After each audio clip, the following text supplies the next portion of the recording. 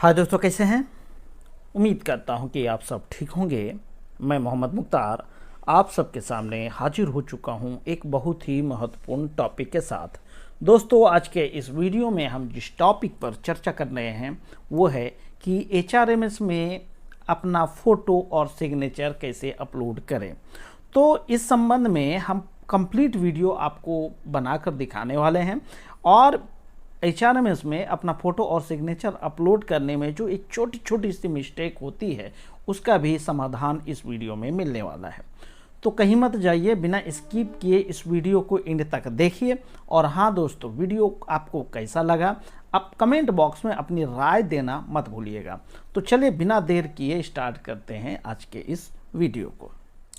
दोस्तों, सबसे पहले आपको अपने HRMS आईडी में लॉगिन हो जाना है। जैसा कि आप देख रहे हैं कि मैंने अपना HRMS आईडी यहाँ लॉगिन कर लिया है। आपको राइट साइड में आपको कई सारे ऑप्शन दिखेंगे और सबसे पहले आपको चले जाना है एम्प्लॉय सेल्फ सर्विस ऑप्शन पे। यहाँ पे क्लिक करेंगे तो देखेंगे कि यहाँ पे पहले के अलावा कई सारे ऑप्शन नए ऐड हो चुके हैं। आपके काम के लिए जो ये दो ऑप्शन दिख रहा है, एडिट माय डिटेल्स और व्यू एवं एडिट माय डिटेल्स, ये दोनों ऑप्शन आपके लिए काम के हैं और इन्हीं में आपको अपना चेंज रिक्वेस्ट सबमिट करना होता है। यानी कोई भी डिटेल यदि आप एडिट करना चाहते हैं, इन्हीं दो ऑप्शन में आपको जाना है। तो सबसे पहले मैं एडिट माय डिटेल्स पे क्लिक कर लेता हूँ और जैसे मैं क्लिक करता हूं तो देखेंगे कि सबसे ऊपर जो है कि एम्प्लॉय डिटेल्स में आपका फुल डिटेल यहां पे शो कर देता है। ठीक है दोस्तों, तो आगे बढ़ें या फिर कहें HRMS में कोई भी चेंज रिक्वेस्ट आप सबमिट करने वाले हैं तो आपके लिए जो ज़रूरी चीज़ें हैं वो यहाँ पर देख लेना है कि देखेंगे एक तो DC का ऑप्शन शो होता है, दूसरा VA का ऑप्शन शो होता है और तीसरा AA का यानी एक्सेप्टिंग अथॉरिटी का ऑप्शन शो होता है। कई बार कर्मचारियों के यहाँ DC, VA और AA में अलग अलग नाम शो होता है। तो मेरी सलाह है कि सबसे पहले आप अपने डीलिंग कलर का और वेरिफिकेशन अथॉरिटी का और लास्ट में एक्सेप्टिंग अथॉरिटी के नाम को क्लियरली याद कर लें। अगर यहाँ पे किसी प्रकार की गलती है, यानी हो सकता है किसी का डीलिंग कलर का अभी तक यहाँ पे सही नहीं हुआ है, तो उनको मेरी सलाह है कि सबसे पहले आप अपना डीलिंग कलर यहाँ पे चेंज करवाइए और अगर VA में नाम गलत है तो भी ये चेंज करवाइए। अब यहाँ पे कॉमन सा सवाल होता है कि यदि किसी कर्मचारी के HRMS आईडी में DC, VA और AA के नाम में किसी भी प्रकार की भिन्नता है, यानी जो एक्चुअल होना चाहिए वो यहाँ पे एक्चुअल नाम शो नहीं कर रहा है, तो इसके लिए सिंपल सा उपाय है कि आप अपने करंट में जो डीलिंग क्लर्क है उससे संपर्क करेंगे और फिर उनको अपनी ये समस्या सुनाएंगे। फिर ये उनका काम हो जाता है, आपका डीलिंग क्लर्क ये समस्या को सोल्व करा लेगा। वो भी अपने कंपिटेंट अथॉरिटी से संपर्क करके ये चीज़ें सोल्व कर देगा और अपनी आपकी HRMS आईडी में ये प्रॉब्लम सोल्व हो जाएगा। ये तो थी भाई साहब जो है कि DC, VA और AA के नाम में सुधार कराने का उपाय। अब हम स्क्रॉल करके नीचे आते हैं और जैसे आप नीचे आते हैं तो देखेंगे एम्प्लॉय मास्टर ऑप्शन शो होता है और ESR ऑप्शन शो होता है। तो यहाँ पे भी कई सारे ऑप्शन हैं। तो यहाँ पे आपको देखेंगे कि राइट साइड में फोटो एवं सिग्नेचर का ऑप्शन शो हो रहा है। तो अब हम यहाँ पे क्लिक कर लेते हैं। जैसे क्लिक करते हैं तो फिर आपको स्क्रॉल करके नीचे आना है। जैसे आप नीचे आते हैं तो फोटो एवं सिग्नेचर का कॉलम खुल जाता है। यहाँ पे देखेंगे कि आपको 4 तरह का ऑप्शन खुला होता है। एक होता है पर्सनल फोटो, दूसरा है सिग्नेचर का, फिर है करंट फोटो और करंट सिग्नेचर का। यानी यहाँ पे आपको परेशान नहीं होना है। जैसे ये मेरी HRMS आईडी है तो आपको यहाँ पे कोई भी ऑप्शन में फोटो या सिग्नेचर नहीं दिख रहा है। तो पहले मैं यहाँ क्लियर कर दूँ कि ये यहाँ पे जो पर्सनल फोटो है, यहाँ आज से पहले जो आपने फोटो अपलोड किया है वो फोटो दिखेगा और सिग्नेचर में जो आज से पहले आपने सिग्नेचर अपलोड किया था वो दिखेगा। या आपके HRMS आईडी में अवेलेबल सिग्नेचर है तो वो यहाँ पे शो होगा। नहीं दिख रहा है तो इसका मतलब है कि हमने अपने HRMS आईडी में न तो अपना फोटो अपलोड किया है, न तो मैंने अपना सिग्नेचर अपलोड किया है। तो सिंपल आपको नीचे चले जाना है एडिट डिटेल्स पे। यहाँ पे आप क्लिक करेंगे तो कुछ इस तरह का डैशबोर्ड ओपन होगा। आपसे परमिशन पूछा जाएगा, are you sure you want to edit details. Yes और नो का ऑप्शन है, चूंकि हमको एडिट करना है तो यस पे हम क्लिक करेंगे। जैसे आप क्लिक करेंगे तो फिर कुछ इस तरह का डैशबोर्ड ओपन होगा। आपको स्क्रॉल करके नीचे चले आना है। यहाँ पे देखेंगे फोटो और सिग्नेचर का ऑप्शन के सामने इस तरह का ऑप्शन ओपन होता है। यहाँ पे देखेंगे कि आपको 4 ऑप्शन जो दिख रहा था अभी वो यहाँ पे इस रूप में दिखने लगता है। आपको जो एडिट करने का ऑप्शन आएगा सिर्फ ये करंट फोटो और करंट साइन की जगह पे आप देखेंगे एडिट वाले जगह पे जो है कि एक चौकोर घर बना हुआ है। अब आपको यहाँ पे बिल्कुल बारीकी से समझना है। अब एक सवाल होता है कि बाकी 2 इनिशियल फोटो और इनिशियल साइन पे कोई भी जो है कि एडिट का ऑप्शन क्यों नहीं है। मैंने पहले ही बताया कि अगर आपकी HRMS आईडी में पहले से आपका फोटो और पहले से आपका सिग्नेचर अपलोड है तो यहाँ पे आपको शो होगा, लेकिन जब आपने अपलोड नहीं किया तो इसमें सुधार की कोई आवश्यकता नहीं है। अब आप नए सिरे से अपना नया फोटो और नया सिग्नेचर यहाँ पे अपलोड कर रहे हैं।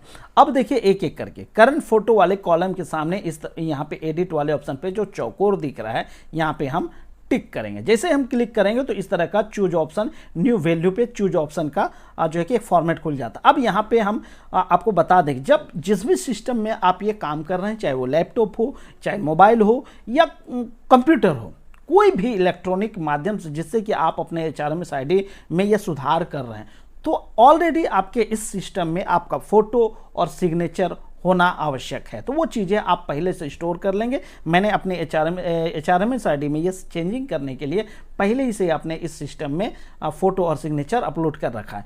तो अब यहाँ पे जो है कि चूज फाइल पे हम क्लिक करते हैं। जैसे हम चूज फाइल पे जाते हैं तो कुछ इस तरह का आता है, और जहाँ पे भी मैंने अपना फोटो और सिग्नेचर रख रखा है वो यहाँ पे शो होने लगेगा। अब देखेंगे कि यहाँ पे मैंने एक अपना जो है कि फ़ोटो रखा है, यहाँ पे सिलेक्ट करेंगे, ओपन पे क्लिक करेंगे। अब यहाँ पे देखेंगे कि इस तरह का आ जाएगा। अब अपलोड बटन पे हम क्लिक करेंगे, और जैसे हम अपलोड बटन पे क्लिक करेंगे तो यहाँ पे इस तरह का व्यू वाले ऑप्शन पे आ जाएगा। तो मेरी सलाह है कि आगे बढ़ने से पहले इस व्यू पे क्लिक करके आप इनको देख लीजिए। आप देख रहे हैं कि मैंने यहाँ पे अपना फोटो बखूबी अपलोड कर दिया है। अब मैं यहाँ पे इसको क्लोज करता हूँ। ठीक उसी तरह ये करंट सिग्नेचर वाला ऑप्शन शो हो रहा होगा।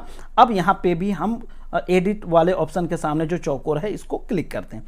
जैसे क्लिक करते हैं ठीक उसी तरह न्यू वैल्यू आ जाता है। चूज फाइल पे आपको क्लिक करना है। जैसे आप चूज फाइल पे क्लिक करेंगे, आपने जहाँ पे भी सिग्नेचर को सेव करके रखा है वो यहाँ पे आपका सिग्नेचर दिख जाएगा। फिर हम ओपन करेंगे और इस तरह अपलोड बटन पे क्लिक करेंगे।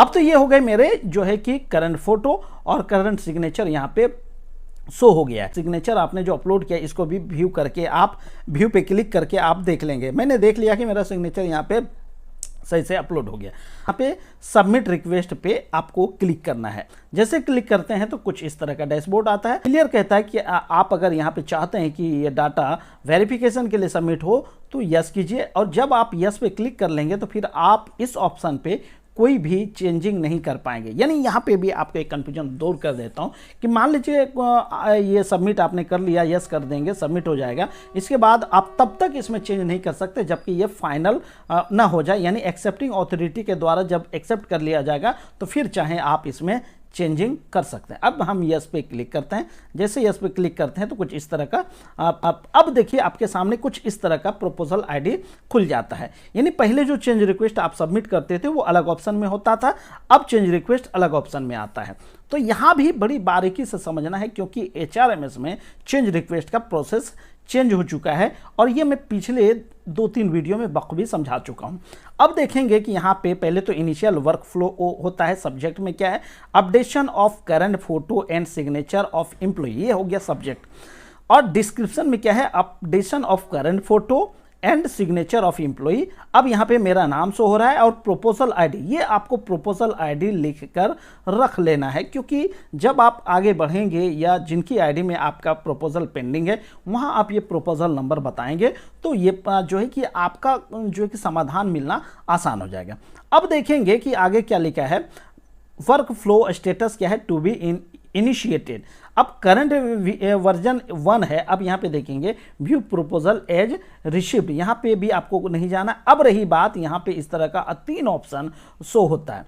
अब यहाँ पे क्या है कि सेलेक्ट एक्शन टाइप पे आपको क्लिक करना है, लेना है।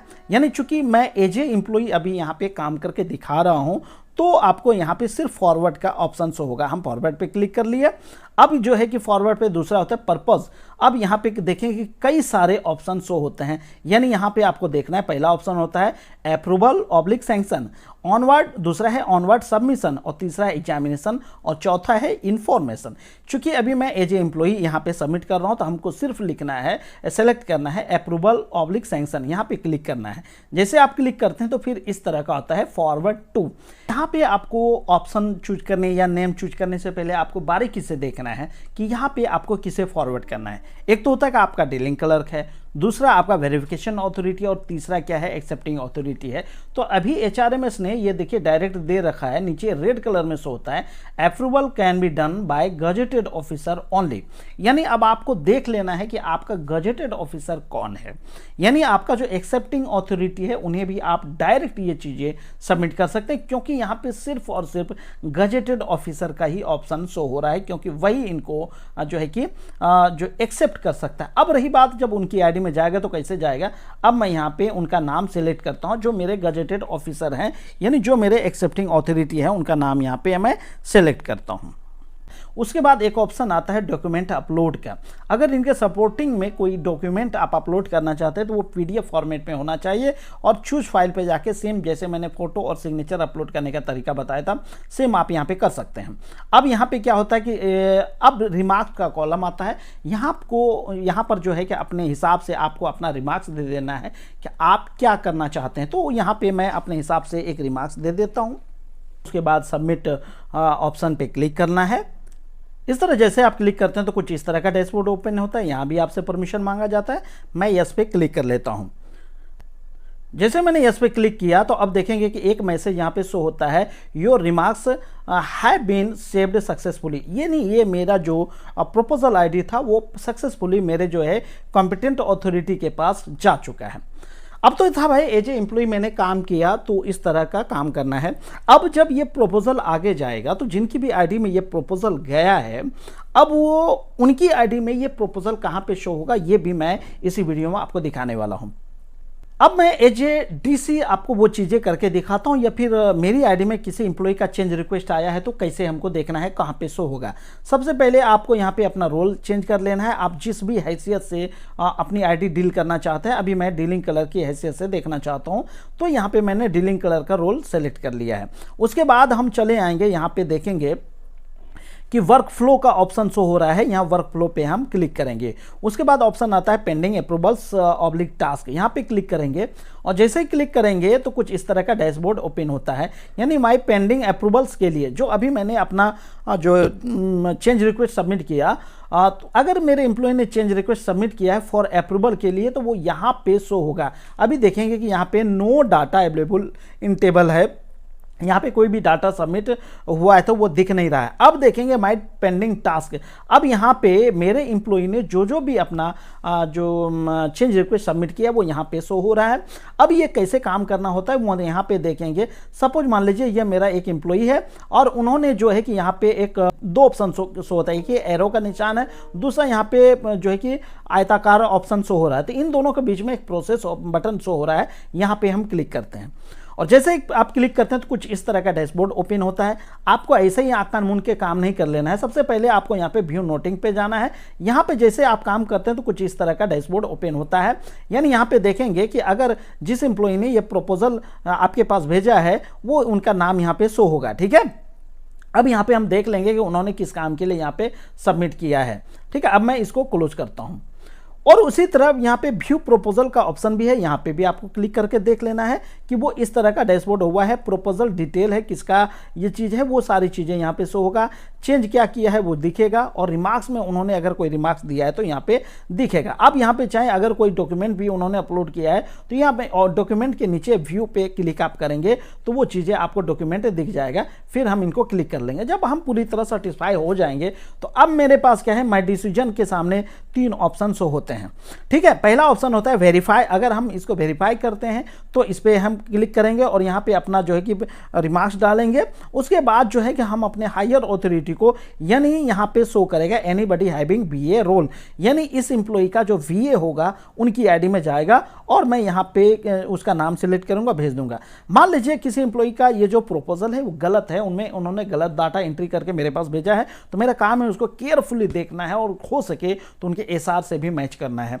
तो जब ये डाटा गलत होगा तो अब हम आगे तो बढ़ाएंगे नहीं, अब हम रिटर्न ऑप्शन पे क्लिक करेंगे और यहाँ पे अपना रिमार्क डालेंगे। और मुझे चाहिए कि उनका पूरा क्लियरली यहाँ पे लिखें कि एम्प्लॉय समझ सके उनके रिटर्न करने का रीजन क्या था। और जैसे यहाँ पे रिमार्क डालेंगे, सबमिट पे क्लिक करेंगे, वो ऑटोमेटिक रिटर्न हो जाएगा। ठीक है, यहाँ पे देखिए, यहाँ पे आपको फॉरवर्ड टू का ऑप्शन डिसेबल्ड हो जाता है, यहाँ return to E for submission, यहाँ पे वापस चला जाएगा।